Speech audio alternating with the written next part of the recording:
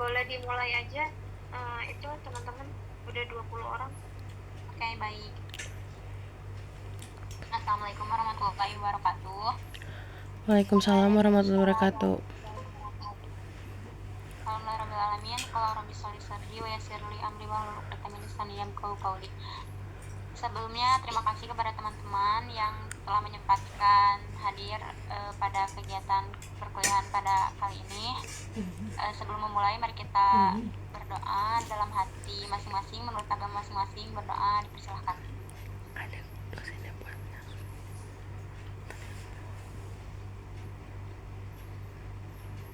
Tiada kata selesai untuk berdoa dicukupkan. Baik, kita mulai saja pada materi pada kali ini yang akan kita bahas, yaitu menguasai konsep perhitungan analisis regresi linear sederhana dan korelasi, studi komparatif hubungan sebab dan akibat, dan keeratan hubungan peubah. Boleh next, Tasya? Dengan anggota kan 4 orang dari kelompok 10, yaitu Najwa Unisa, Pak Syaikah Najra Kamila, Putri Suta Indah, dan Dwi Nur Febrianti. Next. Yang pertama yaitu konsep peubah. Memahami secara mendalam pengertian peubah bebas, independen, dan peubah tak bebas, yaitu dependen dalam pemodelan statistika. Next. Peubah bebas versus peubah tak bebas. Peubah bebas yaitu X dikenal sebagai independent variable, merupakan peubah yang nilainya ditentukan atau diperoleh secara bebas dan tidak dipengaruhi peubah lain dalam model. Peubah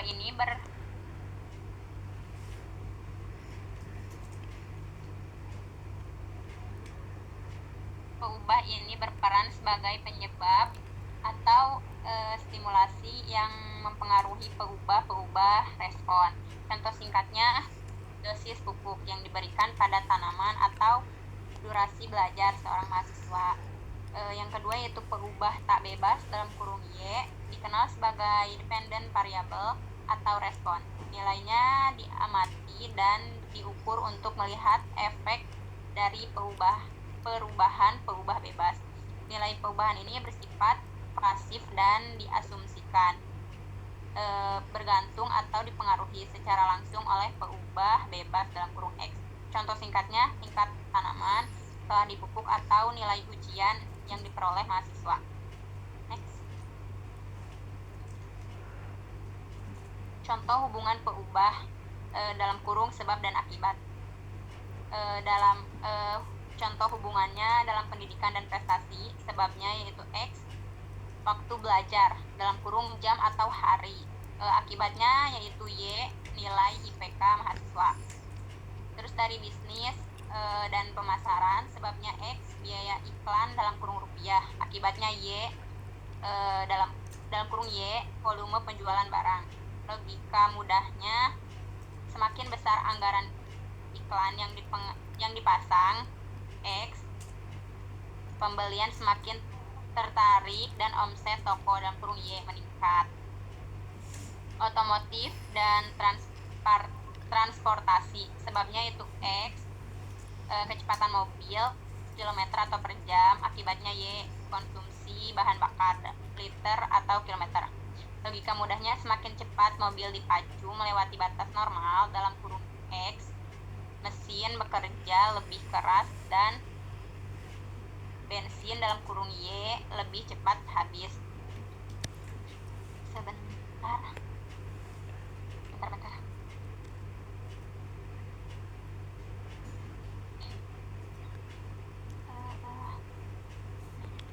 Nah, jadi peubah variabel itu suatu nilai yang dapat berubah atau berbeda pada setiap objek penilaian. Contohnya umur siswa, tinggi badan, nilai ujian, lama belajar, atau pendapatan. Peubah X, variabelnya mempengaruhi atau menjadi penyebab pengaruh variabel lain, disebutnya independen. Terus peubah Y, variabel dipengaruhi oleh peubah bebas, yaitu dependent variable. Contohnya seperti pengaruh jam tidur terhadap konsentrasi belajar. Berarti kan tadi hitungan ya, yang X-nya itu jam tidur. Coba tadi ada contohnya kayaknya. Oh iya, ini benar contohnya. Kayak ini tuh waktu belajar sama nilai IPK. Nah, X-nya itu nilai belajar, Y-nya itu nilainya gitu. Jadi ada sebab dan akibatnya.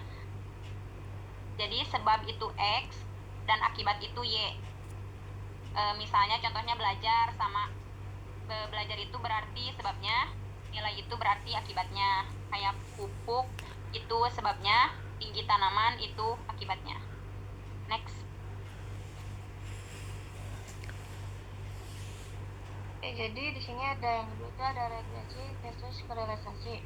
Memahami perbedaan mendasar antara mengukur pengaruh hubungan regresi dengan mengukur keeratan hubungan korelasi.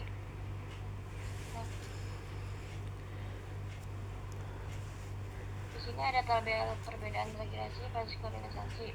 Yang pertama kriteria yaitu tujuan utama. Nah, analisis regresi linear sederhananya itu membuat prediksi atau estimasi nilai X jika nilai X berubah.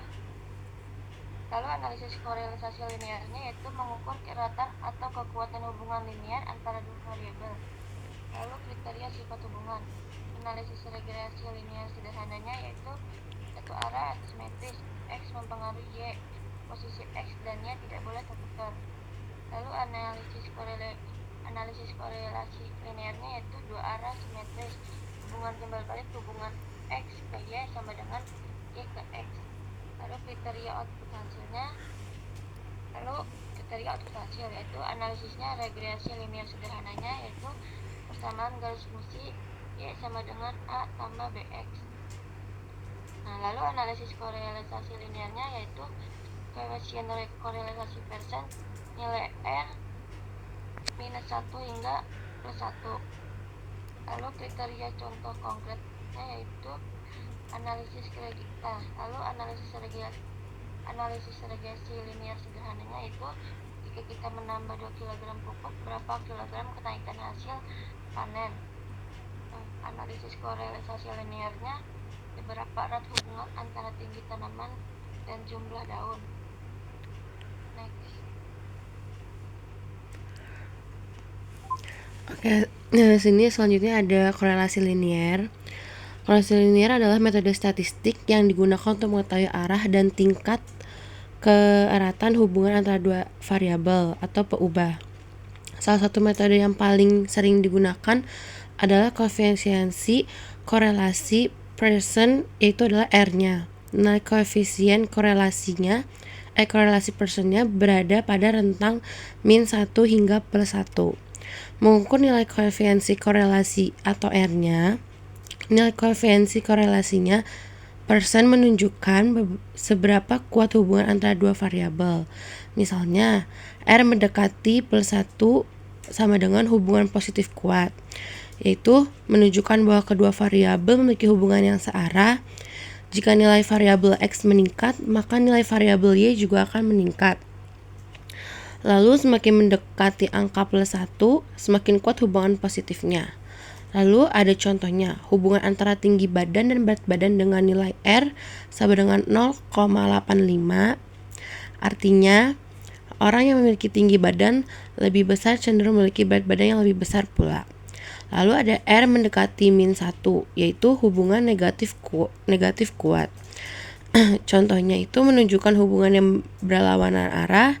Jika nilai variabel X meningkat, maka nilai variabel Y akan menurun. Lalu semakin mendekati angka min 1, semakin kuat hubungan negatifnya. Yang itu contohnya hubungan antara harga barang dan jumlah pembelian dengan nilai R sama dengan min 0,90. Artinya ketika harga barang meningkat, jumlah barang yang dibeli cenderung menurun. Lalu R mendekati 0 sama dengan tidak ada korelasi linearnya, menunjukkan bahwa tidak terdapat hubungan linear yang berarti antara kedua variabelnya. Lalu perubahan pada variabel X tidak mengaruhi perubahan pada variabel Y secara linear. Contohnya hubungan antara ukuran sepatu dan tingkat kecerdasan yaitu IQ dengan nilai R sama dengan 0,02 yang berarti hampir tidak ada hubungannya. Rumus korelasi Pearson R digunakan untuk menghitung nilai koefisiensi korelasi berdasarkan data yang dimilikinya. Misalnya nilai R sama dengan nilai N dikali sigma XY dikurangi sigma X dikali sigma Y. Kemudian dibagi dengan akar kuadrat dari hasil kali antara N dikali sigma X kuadrat dikurangi sigma X kuadrat dengan N dikali sigma Y kuadrat dikurangi sigma Y kuadrat. Penjelasan singkatnya, R-nya sama dengan koefisiensi korelasi Pearson, N-nya jumlah sampel atau pasangan data, E-nya sigma atau jumlah atau penjumlahan seluruh data, XY jumlah hasil perkalian setiap nilai X dan Y, X kuadrat 2 jumlah kuadrat seluruh nilai X, XY kuadrat 2 jumlah kuadrat seluruh nilai Y, X kuadrat dari jumlah seluruh nilai X dan Y2 kuadrat dari jumlah seluruh nilai Y. Boleh di next Tasya, maaf. Lalu di sini contoh kasusnya, misalnya terdapat tinggi badan dan berat badan dari 3 orang. Langkah-langkah yang dilakukan adalah menentukan nilai X tinggi badan dan Y berat badan, menghitung nilai X2, Y2 dan XY untuk setiap data. Lalu yang ketiga menjumlahkan seluruh nilai X, Y, X2, Y2 dan XY. Lalu memasukkan hasil tersebut ke dalam rumus Pearson. Nilai R yang diperoleh kemudian diinterpretasikan untuk mengetahui apakah hubungan kedua variabel bersifat positif, negatif atau tidak memiliki hubungan linearnya. Boleh di next, maaf. Lalu kesimpulannya itu korelasi Pearson digunakan untuk mengetahui arah dan kekuatan hubungan linear antara dua variabel. Nilai R berkisar antara -1 sampai +1, yaitu nilai positif menunjukkan hubungan searah, nilai negatif menunjukkan hubungan berlawan arah, sedangkan nilai mendekati 0 menunjukkan tidak adanya hubungan linear. Dengan memahami nilai koefisiensi korelasi, penelitian dapat mengetahui seberapa erat hubungan antara dua variabel yang sedang diteliti. Selanjutnya Najwa.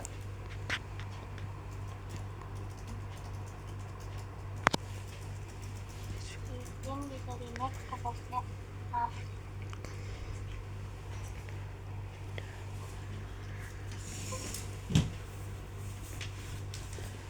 Oke, baik. Nah, di sini ada kesamaan registrasi dan contoh prediksi. Nah, model ini digunakan untuk meramal arah pengaruh satu perubahan bebas X ke perubahan tak bebas yaitu Y. Nah, di sini ada contoh rumusnya. Nah, di sini itu rumus utamanya yaitu rumus berdasarkan garis lurus. Y yaitu nilai yang ingin kita prediksi. A yaitu konstanta atau inverted. Dan ini adalah nilai Y jika nilai X sama dengan 0. B sama dengan koefisien regresi atau slope B. Ini menunjukkan seberapa besar perubahan Y jika X bertambah satu satuan. Jika nilai B positif, artinya semakin besar X, semakin besar pula Y. Nah, X sama dengan nilai variabel bebas yang kita masukkan.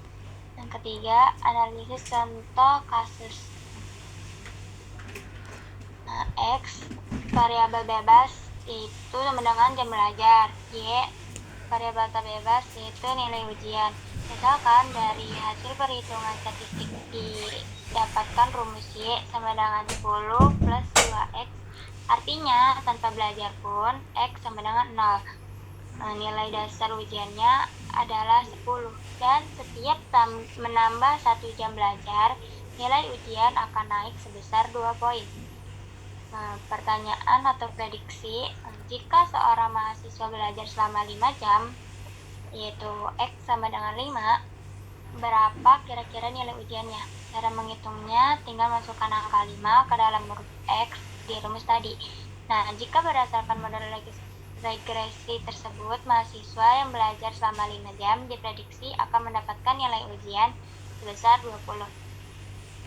Nah, di sini ada juga penjelasan grafik di sebelah kanan yang kita bisa lihat sendiri. Itu ada gambar itunya grafiknya. Grafik tersebut adalah contoh penerapan nyata menggunakan data bunga iris spesies Setosa versicolor virginica. Nah, sumbu X horizontal sama dengan ventral panjang kelopak bunga. Sumbu Y vertikal sepal panjang kelopak daun. Nah, garis-garis miring berwarna biru merah, garis-garis miring berwarna biru, merah, dan hijau itu adalah garis regresi Y sama dengan A plus B X.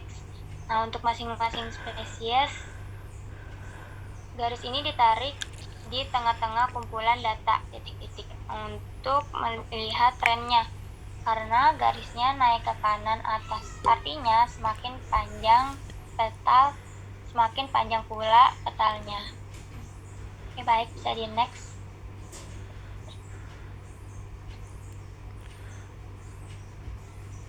Oke, baik Oke, teman-teman. Ya. Untuk kesimpulannya, maaf ya tidak tertera di sini. Kesimpulannya yaitu analisis registrasi linear sederhana dan korelasi sama-sama digunakan untuk mengkaji hubungan antara dua variabel. Tetapi keduanya memiliki tujuan yang berbeda. Regresi digunakan untuk mengetahui pengaruh suatu variabel bebas dalam kurung Y terhadap variabel tak bebas dalam kurung Y.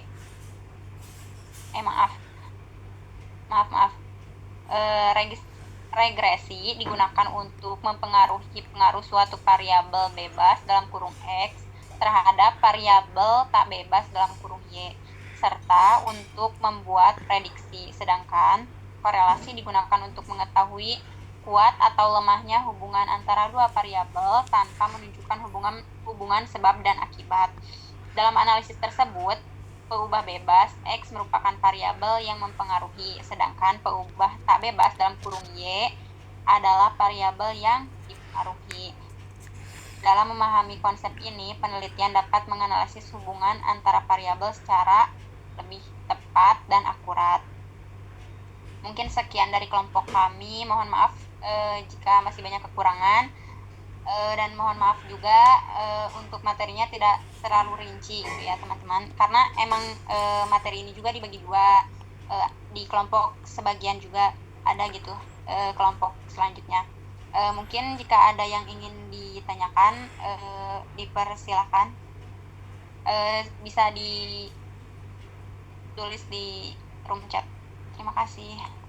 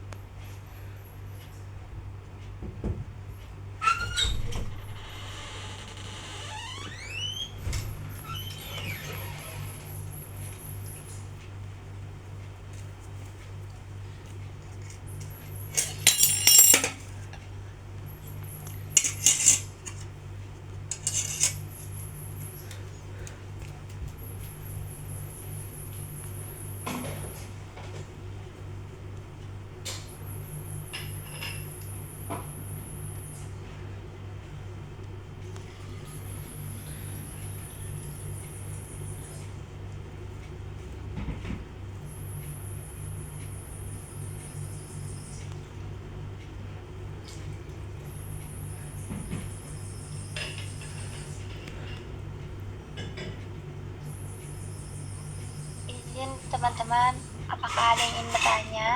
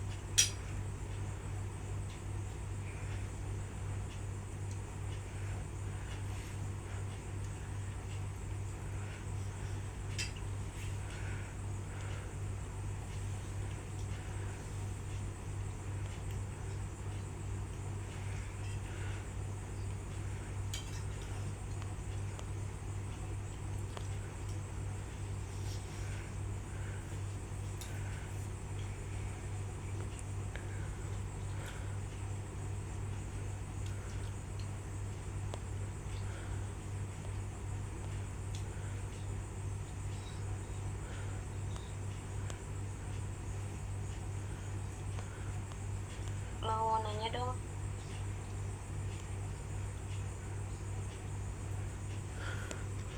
Iya boleh. Ini Kak Syaikah Hah? nggak ngejelasin contoh soal yang ini. Udah tadi. Tapi nggak kedengeran ya? Itu tadi kok. Tadi Yang nggak yang tadi kamu tanya itu.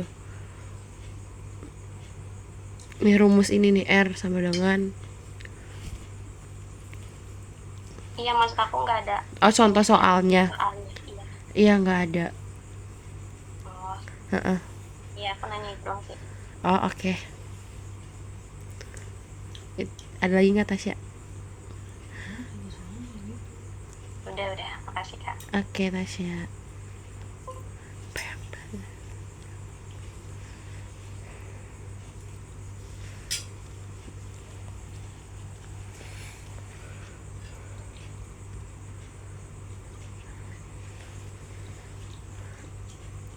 Oke, aku di sini mau jawab pertanyaan dari Dina Yunitasari. Pertanyaannya, apa yang membedakan analisis regresi dengan analisis korelasi? Tolong berikan contoh penerapannya dalam penelitian. Bener kayak gitu nggak Kak Dina pertanyaannya?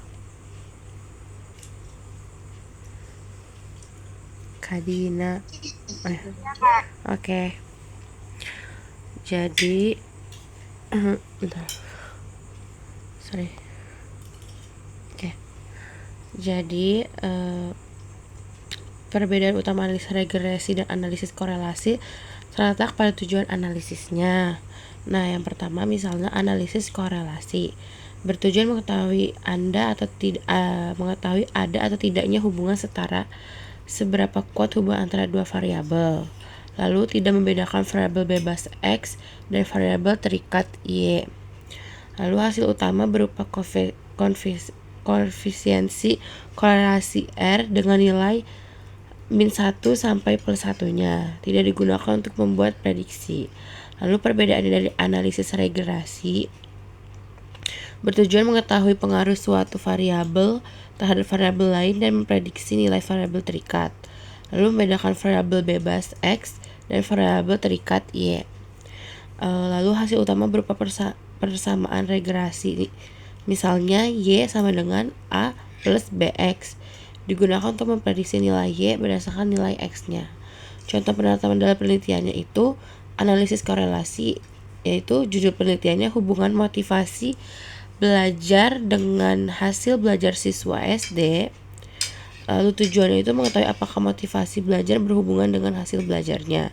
Hasilnya sama dengan, misalnya diperoleh oleh R sama dengan 0,78, berarti terdapat hubungan positif yang kuat antara motivasi belajar dan hasil belajarnya.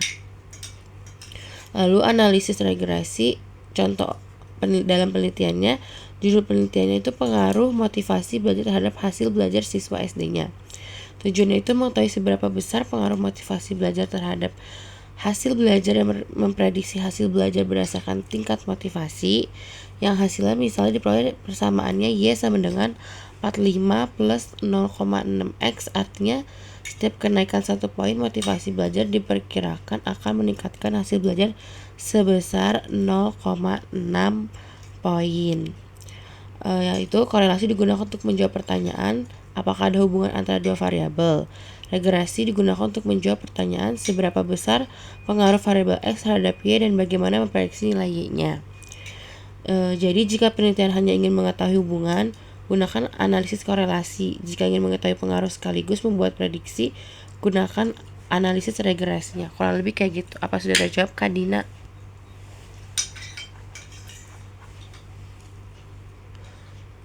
Kak Dina, apa sudah terjawab? Oke, terima kasih juga.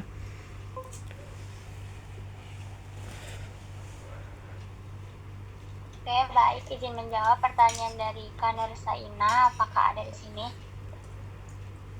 Iya, saya ada. Izin jawab ya, Kak. Jadi pertanyaan dari Kanur Saina, saya ulangin ya. Kalau dari hasil perhitungan regresi linear sederhana dan korelasi sudah didapat, bagaimana cara kita memastikan bahwa hasil tersebut benar-benar dapat dipercaya dan tidak hanya menunjukkan hubungan secara kebetulan? Nah, untuk memastikan hasil regresi linear sederhana dan korelasi benar-benar valid dan bukan kebetulan, kita harus melakukan uji signifikansi statistik, yaitu uji hipotesis dan analisis asumsi klasik. Nah, di sini juga ada langkah-langkahnya, tapi Najwa mau nyebutin langkah-langkah utamanya aja ya. Di sini ada 2 langkah-langkahnya, yaitu pertama uji signifikansi atau uji hipotesis. Pertama itu cek nilai p-value. Jika nilainya kurang dari 0,05, maka hubungan antara variabel dianggap sah secara statistik dan bukan kebetulan. Yang kedua, di sini ada uji T. Kasih nilai T hitung lebih besar dari tabel untuk membuktikan bahwa variabel tersebut memang punya pengaruh nyata. Nah, yang kedua ini ada langkah yang kedua, yaitu uji asumsi klasik atau kelayakan data. Nah, pastikan sisanya residual dari model Anda memenuhi syarat dasar regresi. Yang pertama itu ada normalitas, yaitu error berdistribusi normal. Kedua, sini ada linearitas, hubungan kedua variabel benar-benar membentuk garis lurus. Yang ketiga, di sini ada homoskedastisitas, varian dari error sifat konstan, yaitu tidak berubah-ubah. Nah, intinya jika nilai P kurang dari 0,05, maka asumsi klasik terpenuhi. Maka hasil terhitung Anda sudah aman dan dapat dipercaya untuk menarik kesimpulan. Baik, apakah cukup?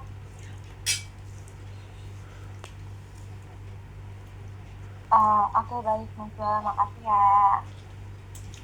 Baik, terima kasih kembali, Kak Ina.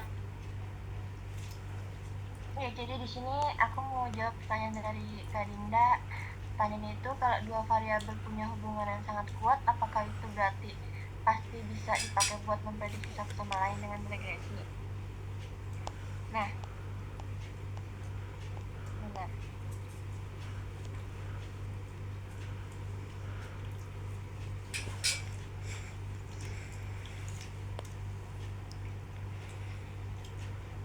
Hubungan yang sangat kuat itu indikasi positif bahwa regresi mungkin berguna untuk prediksi, tapi itu bukan jaminannya. Ada beberapa alasannya, itu yang pertama, korelasi kuat bukan berarti hubungan regresinya sesuai.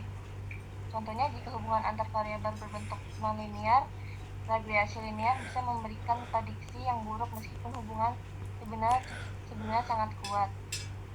Contohnya yaitu Y sama dengan X hubungannya kuat, tetapi regresi linear sederhana tidak akan menangkap pola tersebut dengan baik.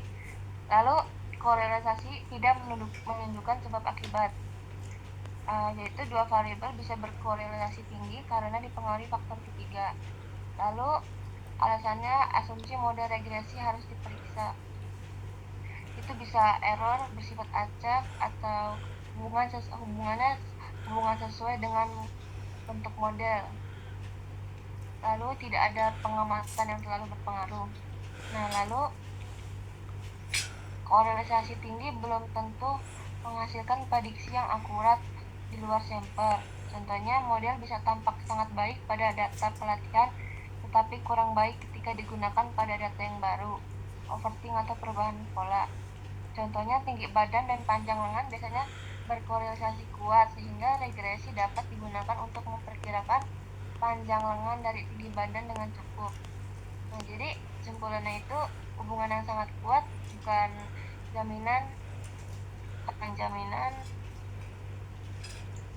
jaminan bisa dipakai buat memprediksi satu sama lainnya. Gitu, Kak Dinda. Baik, Kak Dwi. Terima kasih. Ya, Kak Dinda.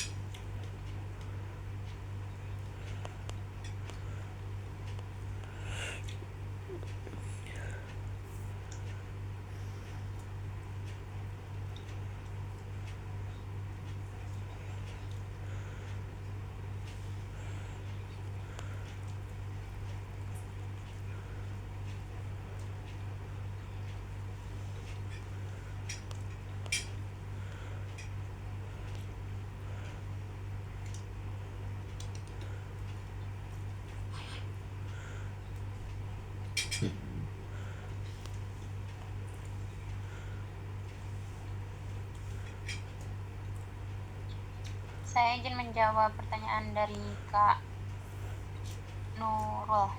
Bagaimana cara menentukan apakah suatu penelitian lebih tepat menggunakan analisis korelasi atau regresi sederhana?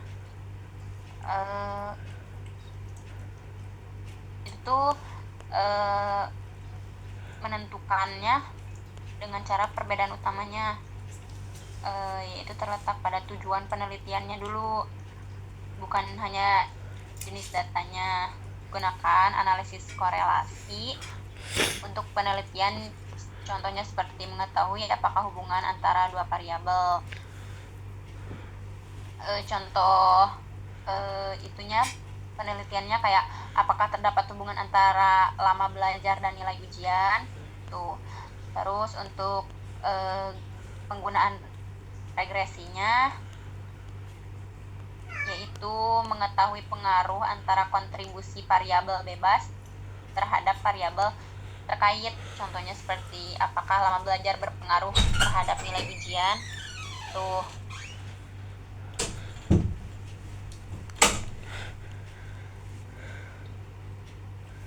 Jadi jika tujuan penelitian hanya ingin mengetahui apakah ada hubungan dan seberapa kuat hubungan antara dua variabel, maka digunakanlah analisis korelasi.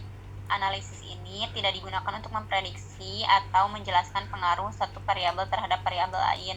Sedangkan tujuan penelitian ingin mengetahui apakah variabel X berpengaruh terhadap variabel Y serta memprediksi nilai berdasarkan X, maka gunakan analisis registrasi sederhana. Jadi kayak korelasi itu untuk mengetahui hubungan antara dua variabel dan regresi sederhana untuk mengetahui pengaruh suatu variabel terhadap variabel lain. Itu Kak, apakah sudah cukup? Iya, Kak, udah cukup. Makasih ya. Ya, sama-sama, makasih juga. Baik teman-teman, apakah ada yang ingin bertanya lagi?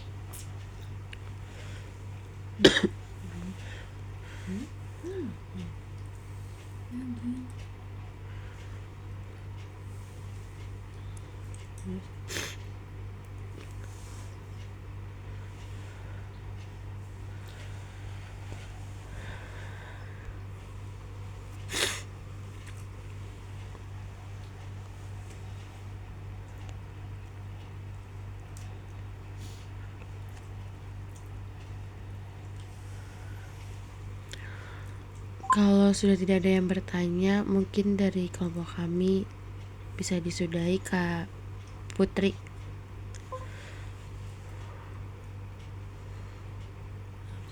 Iya, maaf, bagaimana Kak? Suaranya patah-patah. Sorry. Kalau tidak ada yang bertanya lagi, boleh disudahi aja kali ya? Maaf, gimana? Maaf. Ditutup? Iya, boleh ditutup aja. Kayaknya udah dari kelompok kita udah ya. Iya, ditutup aja tuh, udah gak ada yang bertanya lagi. Oke, baik. Terima kasih ya teman-teman atas partisipasinya, dan terima kasih juga yang sudah bertanya. Mohon maaf sekali bila ada banyak kekurangan dan penjelasannya mungkin kurang jelas. Mungkin cukup sekian dari kelompok kami. Wabillahi taufiq wal hidayah. Wassalamualaikum warahmatullahi wabarakatuh. Waalaikumsalam warahmatullahi wabarakatuh. Udah direkam kan ya? Udah aku rekam kok. Dari awal sampai akhir. Kirim ke grup ya Kak. Oke. Sama yang pertanyaan-pertanyaannya. Oke. Udah boleh keluar. Tasya, terima kasih banyak ya. Tasya, makasih banyak. Makasih semuanya. Assalamualaikum. Iya. Dipa, terima kasih. Yops.